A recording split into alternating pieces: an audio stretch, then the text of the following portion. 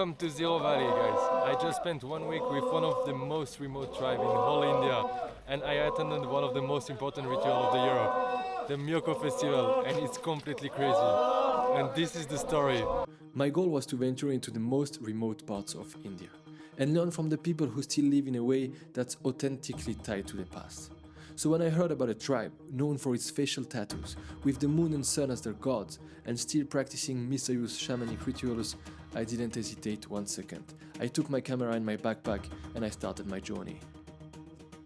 But when it comes to remote places, access can be a challenge. Ziro Valley is located close to the Chinese border, in a valley cut off from the world. To get here, I had to obtain a special permit, which is really difficult to get when traveling solo. I had to cross military checkpoints, drive along narrow jungle roads, and travel in cars that seemed straight out of history. When we were in the middle of the jungle, far from everything, our driver stopped. It took me some time to understand what he was doing, and then I understood. He was building a trap. He was angry because he had driven over a nail and he wanted to take revenge on the next car. So at that moment, honestly, I wonder if I would ever make it to this Ziro Valley. But that was only the beginning of the real adventure that awaited me with this tribe called Apatani. My first challenge was to connect with someone from the community. After searching for a while, I met Pamin, a man who would become my friend and my guide. His first revelation set the tone. I had arrived during the most sacred and mysterious time of the year, the Myoko Festival. Without wasting time, he led me to a small wooden hut. Inside, there was something unusual. Few monkey skulls. So each year, a monkey is sacrificed here in this place for this mysterious Myoko Festival. Before continuing the adventure, let me tell you a bit more about this tribe. The Apatani are a Tibetan origin people living in small traditional wooden houses in North India and practicing their own religion called Doni Polo, meaning moon and sun and representing their gods. They believe that all elements of nature, from trees and rivers to mountains and animals, are inhabited by spirits, forming a sacred bond between the human and natural worlds. The oldest members of the tribe have facial tattoos, with women having more prominent tattoos than men. There are several legends surrounding the meaning of these tattoos, but the most plausible one tells of a woman who couldn't find a husband. She had a dream in which she was told to get facial tattoos, and then she would find a husband. She did so, and it worked. Since then, Apatani people have been tattooing themselves, making a distinctive mark of ethnic and cultural identity. So we just got invited for tea by a very cool grandpa that is also a shaman. Excited and curious to have already found the shaman, we entered his home, where the scent of smoke was thick in the air. The first thing that struck me were the pieces of meat hanging from the ceiling. This is pork. It's pork? Yeah. Which part of the pork? This is ribs, and then after this must be thigh. And why do they put it like this in the house? Smoking. I mean, like they will use it during the festival To eat? to eat. Yeah. Okay. And what is this? This is a beef for the festival again. This used to be our, traditional toilet. Sometimes we say that Apatani people, we have the longest toilet in the world. That end. It's like 10 meters long, and Yeah. and what's the process? Like how do you start? We just sits there somewhere to poop. It's the whole line. You can just poop where you want. Okay. There was meat in every part of the house.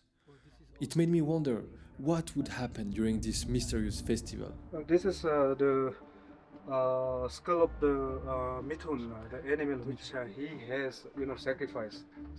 So each shaman always keep all the skull of the animals that they sacrifice. Yeah.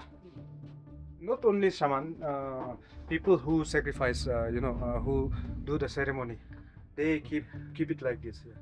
Okay. Wow. In Apatani culture, not everyone can become a shaman. Only those who demonstrate extraordinary abilities from a young age are chosen. They then become the spiritual intermediate between the spirits and the tribe, responsible for healing others. It's a crucial and highly respected role. It was truly an honor to meet one of them. So after what we just saw in the shaman's house, I think there will be a lot of animal killings during the Myoko Festival. So I'm half looking forward to see that, but it's part of the tradition, so let's see what we see. I was really curious to uncover the mysteries of this festival. But with some time to spare and knowing the Apatani's global reputation for their ecological farming techniques, I decided to explore the fields. As I arrived, we stumbled upon a group of women on their break, and they directly invited me to join them for a picnic. What are you drinking? This is tea or? This is tea. Yeah. Okay. You want to mix? I don't know. Like Is it a good idea? Huh? Is it a good idea? Yeah, it will be a bit sweeter. Okay. Check it here with that one. And what is this? That's chutney pickle. Chutney. Ah, okay. But also inside?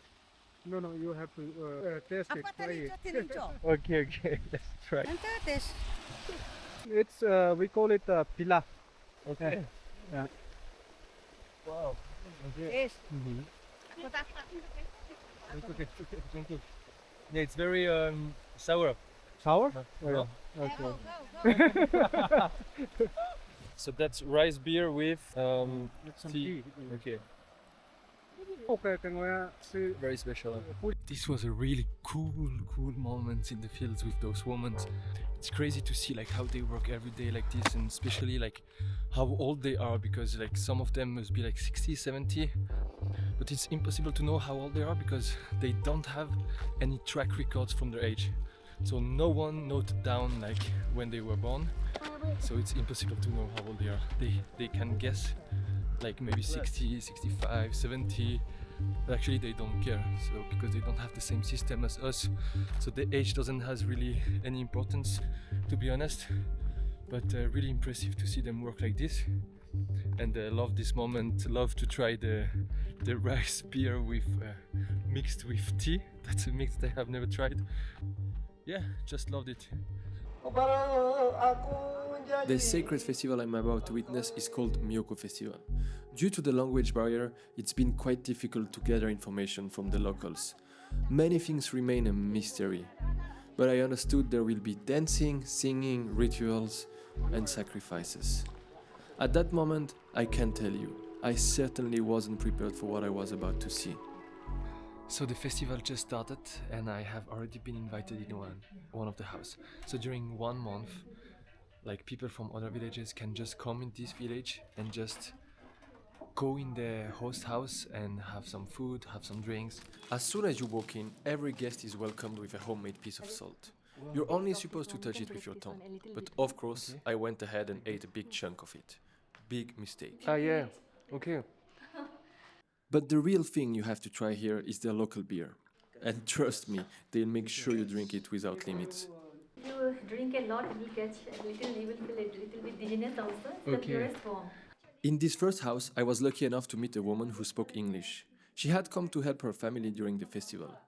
She explained me how they make this drink that I was about to consume endlessly over the next few days. It's actually really simple. They put rice and millet into a container and let it ferment for 2 or 3 months. Then they add water and use bamboo or plastic to extract the alcohol, which they bottle up to enjoy. I took the opportunity to ask her about why they practice animal sacrifices here. It is very close to nature. Their mind is that something is there which is protecting us. Nature is protecting us. So in a way we have to repay back them if we are using their things, their resources.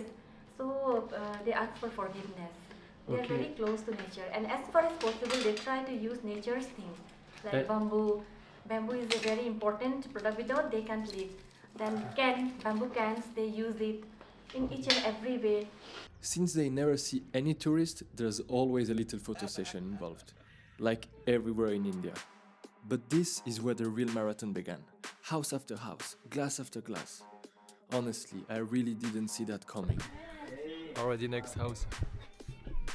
This is right one. Thank you.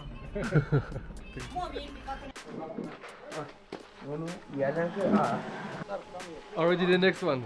Yeah. Okay, let's go.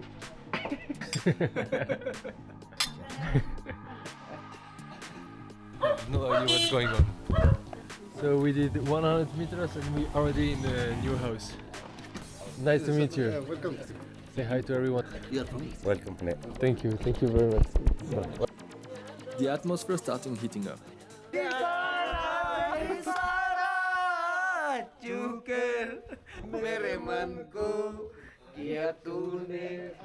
Sonne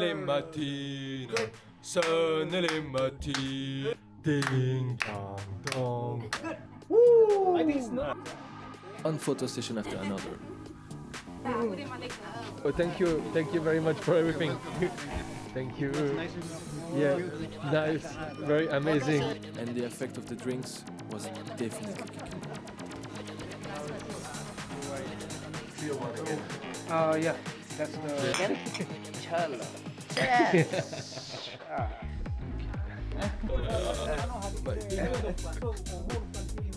Are, this is my best friend. Are, yaar. I'm the drink master. This is my best friend. This is my sister. She's your sister. Okay, hello. Nice to meet you. Thank you. Happy Myoko, thank you. Happy Myoko. I was genuinely impressed by their hospitality and the strong sense of community they share. Just imagine, for a few days anyone can walk into your house, have a drink with you and be welcomed like family. With a full heart and blurry vision, I was finally brought back to where I was staying. But what I didn't know was that the easy part was over. What came next was going to be really difficult to witness for an animal lover like me. The next morning, the atmosphere felt strange, cloudy and heavy, as if something was stirring in the sky. It was mystical and dark, with a certain weight hanging in the air. The first ritual of the day is the invocation of the forefathers. All the men of the tribe walk in a circle around the village, holding branches of rattan palm and chanting.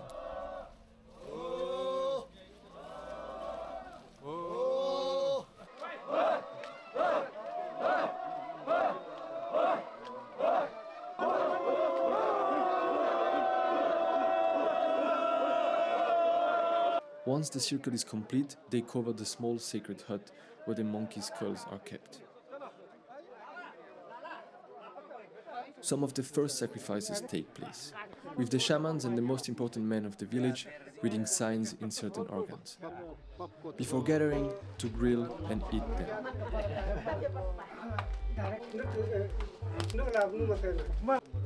And of course, all of this starts with a glass of rice wine, even at 6 a.m. I don't know if it's just me, but there is a really heavy atmosphere. The next rituals and sacrifices will take place under sacred peach trees.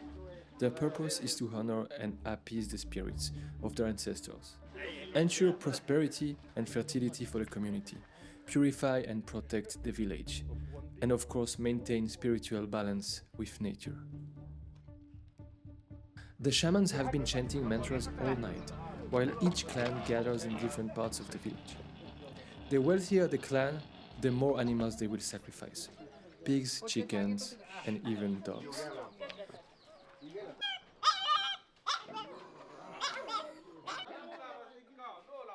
The women of the clan prepare themselves. Other villagers can come and offer donation, which they pin onto the woman's clothes. Then the women pour rice, alcohol, and sprinkle rice flour to bless the animal and ensure the sacrifice is accepted.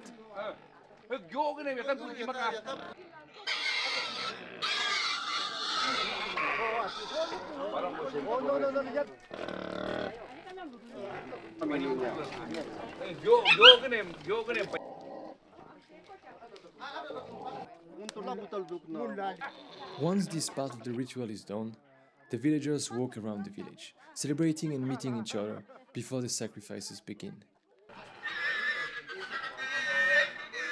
Meanwhile, the shamans of each clan continue their chants, and prepare for the sacrifice. So he's talking to Donny Polo, Donyo Polo, yeah. to the sun and moon. Like, intermediate in between this world and that world, yeah. And okay. So he's sending the spirit of the animals. We are like, offering, accept it. Accept it, please accept this offering. To sacrifice the animal, the shaman cuts open the chest and removes the heart, bare hand. That basket, the man who is carrying, that's to, carry the heart. The heart of the pig.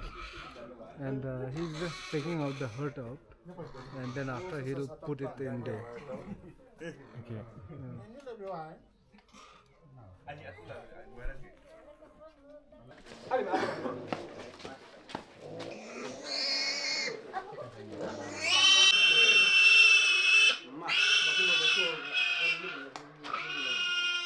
The heart is then eaten by the shamans, while the rest of the animals are fully used and shared entirely between the families. This was definitely one of the hardest days of my life, but it's essential to close this experience properly. I came here seeking a civilization still deeply connected to the rhythm of their ancestors' traditions, and that's exactly what I found. I was moved by the strong sense of community, something often lost in our more individualistic modern culture. Their generosity and kindness left a lasting impact on me. Witnessing the sacrifice was deeply unsettling. In the Western world, we are disconnected from the reality of our food. A steak on our plate bears no connection to the animal it came from. Many of us wouldn't eat meat if we had to kill it ourselves. So hearing and seeing an animal die is haunting, a visceral experience that shakes you to your core. But I came to respect the practices. Here people live sustainably, growing their own food and raising their own livestock. They honor these animals through rituals, acknowledging their existence in a way that contrasts sharply with the industrial system, where animals are reduced to commodities, devoid of meaning or life.